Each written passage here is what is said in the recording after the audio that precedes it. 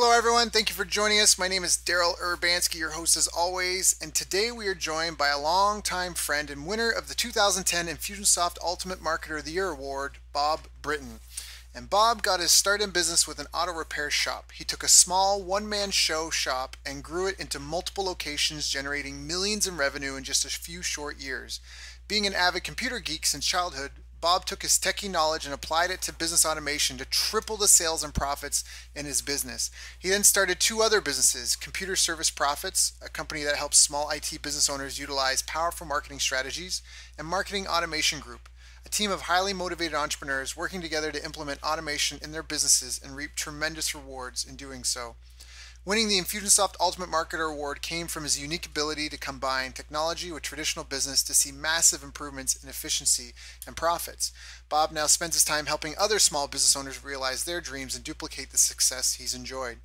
Bob lives in upstate New York with his high school sweetheart, two children, and is taking time away from them today at my request so he can share with us some of his best business growth and automation secret. Little, like you said, you couldn't really see it, terrible location, rundown Yeah. equipment. So how do you do that? How do you take a brick and mortar business and make it like a destination business? Well, you learn marketing, and you get really creative with the things that you do. You've got to really differentiate yourself. I mean, if we talk about a key in any market, especially in a competitive market like that was in auto repair, you've got to differentiate yourself. And how do you do that? Well, it's driving perception. And a lot of business owners don't understand that, it's our job as the owner to put out the perception of what we are and who we are and what we do. But if we don't take on that role and take that role seriously, then people lump us into the same category as everyone else, and there's no differentiation, and therefore you can't charge premium prices because you're not different, you're the same as everyone else. But what they miss is that's not the customer's fault, it's ours. We're not putting out the messaging, and every aspect of your business has to feel, smell, taste, whatever different than everyone else. The way you handle things, the way you communicate, all of it. And when you really do a good job at looking at all those aspects, your customer gets the perception, which is the reality, right? I mean, perception is reality, and they get the perception that you are totally unique and different and special, and that changes everything. Isn't that a big danger if you automate things that then everything you kind of lose personality and that human touch? Yeah, I don't know. I think people make too much out of that. I think that there's a time when it makes sense to automate certain things because, look at Uber, right? Uber is a perfect example of automation taken to the 11th degree, and I freaking love it. I Uber all the time, everywhere I travel. And it could it be is it impersonal? Okay, but the darn thing shows up on time when I know it's going to show up. You know what I mean? So I think that it's really more of a perception than a reality. And if you're really doing a good job of keeping the personality in your communication, then the automation piece is just a matter of how the thing gets delivered. I had a fight, not a fight, but I had, one of my favorite clients I've been working with for a long time, and we went round and round. I'm like, you need to start doing pay-per-click advertising. She's like, oh, that's like gambling online. I'm like, it's not. You know what you're doing, and trust me, I'm right here with you. We went round. It took her like a long time to really get her head right around it, and now it's her number one strategy for making money. It's like printing money for her now, but it was a long time for her to get there. So anyway, it's funny. Yeah. Yeah. No, I fully agree. It's so funny because they'll hire a sales rep and they'll pay that sales rep like a baseline salary, like 2-3 grand a month plus commission, and that sales rep can fumble around for 2-3 months. But if they spend $1,000 on ads and they don't get a result, it's like, yeah, they're burning money. I totally get that. I totally get that. So, yeah, mindset's such a huge thing, and even just people don't get that. Somehow, you mentioned positioning and marketing, but even just in the problems that we have, the how you look at it can change everything Totally. about it for you. It can either be the biggest problem and it can be like a nightmare scenario and the sky is falling, or it could be your biggest opportunity. So now, I do want to ask, so mindset was a big one, figuring out how to do marketing. And so for you, you said it was positioning, it was direct Totally. response. Can you talk a little bit about why direct response versus like branding? Yeah, well, branding is awesome if you're, a multi-billion-dollar company and you got money to burn, and that's not entirely true. You don't have to be a huge company to use branding, but you have to understand how to use branding. When you're getting started, and if you're like I was, where the pockets were not that deep and you needed every dollar to count, then I want a scenario, and I think that most of my clients do, is that if I spend $1 on an ad or some type of marketing or promotion, then I want 10x back. I want $10 back in my pocket. And until I've solved and cracked that code and that equation is now working, you shouldn't be really focusing on anything else other than that. You've got to stay in that space of, all right, I'm going to be obsessed with attracting customers that convert to buyers, or attracting prospects that convert to buyers. And that's really lesson number one. And so direct response is the fastest, most effective way to get that kind of result. And, I had a mentor, my mentor said to me, he's like, look, direct response is the kind of marketing that will get somebody off the couch. They're sitting on the couch, they got a cold beer next to them, they're about ready to watch their favorite football game, and your message comes in front of them, and it'll get them off the couch, over to the phone, to pick up the phone and call you. That's the kind of marketing that you want to do. Do you feel that there's certain habits that you've had in place that have really helped you kind of be consistent and, almost shorten the success cycle, so to speak? Oh man, there's a long list. Confidence is definitely one of them. Not having really invested in sales or sales skills or sales training. Shiny object syndrome is awful. Like I see, let's be frank, I know this is like an automation kind of thing, but honestly, when I approach working with a business owner or a client at any point, they say, well, do I need an automation tool like Infusionsoft or Entrepreneur? Do I need one of these things? And the answer is absolutely no. Under no circumstance, because almost every single person I work with, they haven't done the foundational pieces of the work that they need to do before that becomes really valuable.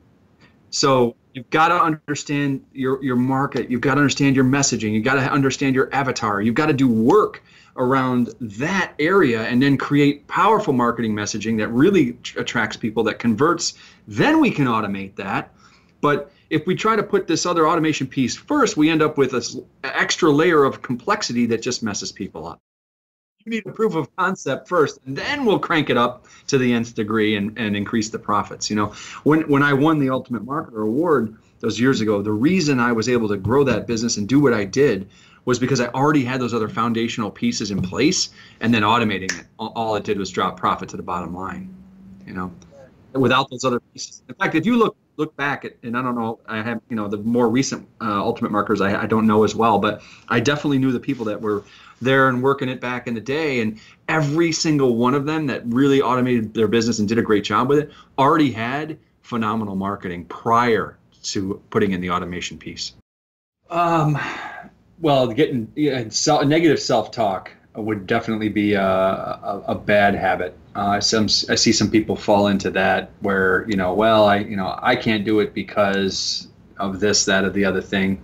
I think that's really a negative, I call it like this, like I call it shoulding on yourself.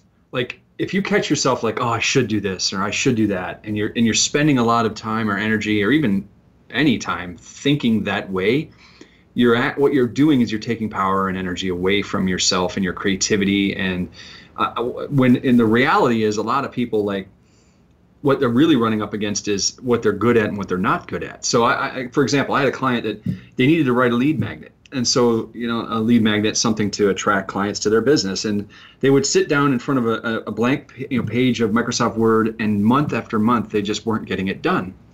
And he kept saying, I should do this, and I know I should. And I was like, whoa, stop, man. You know what? That's not helpful. That's not getting you anywhere, is it? You're not going to do it because you don't like that. He's like, yeah, you know what? You're right. I don't like it. But he was an amazing person to talk to other people. He was super personable. I said, here's what I want you to do. Grab a tape recorder. Go get somebody that is your perfect ideal client, set down the tape recorder and have them interview you, and you interview them and record the whole thing. And then we sent that to a transcriptionist, and then we sent it to an editor, and boom, we had a kick-ass lead magnet that he never wrote a word. All he did was answer questions and talk about stuff, and it was awesome. And so I said, you know what? It wasn't that you're not capable. It wasn't that you're stupid. You just sitting in front of a keyboard in front of Microsoft Word is just not something you're going to do. But there's other ways to solve the problem. So all that negative junk and this I should and I'm going to knuckle down and white knuckle it and do it. No, you're not. You're not going to do it. That's total fallacy. It's not, we don't work that way. And as human beings, I found it really ineffective to try to make ourselves do something that we're just not going to do. So, If a fish went through life being told it needs to be able to climb a tree, it'd spend its entire life thinking it's a failure. I love that. Like for me, that's kind of like webinars. Like for whatever it is, I got the content, I got all that, but you want me to build a slide deck and all that and the graphic stuff and hang out in PowerPoint. I did a ton of those when I was a kid, like in my early 20s, but for whatever reason now, it is not, it's worse than pulling teeth. Like I just need to, I outsource the slide decks and I just do almost like the podcast, like boom, like done. I think that's really playing to your strengths and not being afraid of that. You know, I like that, the shoulding, the not shoulding yourself. I know people that, they don't even touch webinars and they do multiple millions. In a time when apparently email is dead and teleseminars are dead, like, don't listen to the hype. Yeah, don't listen to the hype. It's about communicating with people. So I love that. So you mentioned a lead magnet. So for those that don't know, lead magnet is basically like something you would trade someone to know who they are. So, unless you're in the business, unless you're extremely, extremely persuasive, which I think less than 0.005% of the population is, you need to build relationships with your prospects almost always. And so the concept is you would have something that people would come to you for, and it could be free, it could be a low price point as well, and in exchange for that you get to know who they are, so now you can kind of talk to them over time. Bob, now I want to ask about this though. When it comes to refining your sales pitch and your sales presentation, are you still a fan? Like, would you suggest someone drive traffic to a lead magnet first and then have them hit the sales video or the sales page or get on the phone and sell them? Or would you just have them go straight to lead form or straight to the sales page? I can tell you that I've worked in now, let's call it 100 different niches, every walk of business, all kinds. And I cannot sit here and honestly say that one thing works better than the other. What I can say is different niches respond differently to different ways of presenting the material. So, and that's the honest answer. That being said, I have done, from an ad directly to a webinar. I've done from an ad to a lead magnet to a webinar. I've done from an ad to a sales video. I've done from an ad to, a landing page, a squeeze page. You name it, every combination and iteration of that I've tried, and different niches really do respond differently to different things. So, all I could say to people is, hey, let's test things. But my one rule of thumb, which I try to never vary from, is how quickly can I get eyeballs on an offer? Because until you make an offer to somebody, they can't say no or they can't say yes. So you've got to get an offer in front of people as quickly as possible and see what happens. So, it's measure, rinse, repeat, and then, try again. And again, sometimes adding that extra step in ahead of time. Okay, we need a little more trust. We need a little more authority. Okay, a lead magnet can deliver that. Sometimes we don't need that. It depends on the price point and what we're selling. There's a lot of variables that kind of go into that decision. But at the end of the day, the marketplace always tells you, and they vote with their dollars. But there was one thing I did want to kind of touch on. Like, people have asked me a lot, like, what is, Bob, what's the thing I should focus on the most? Like, what one thing, if you had to pick one thing, and I'm trying to grow my business and, what should I really put my focus and energy on? I would make this the thing. I would say make revenue generation your obsession. Like, not like I want to do that, I like to think about it. Make it an obsession. Like, every day you're looking at it going, am I generating revenue?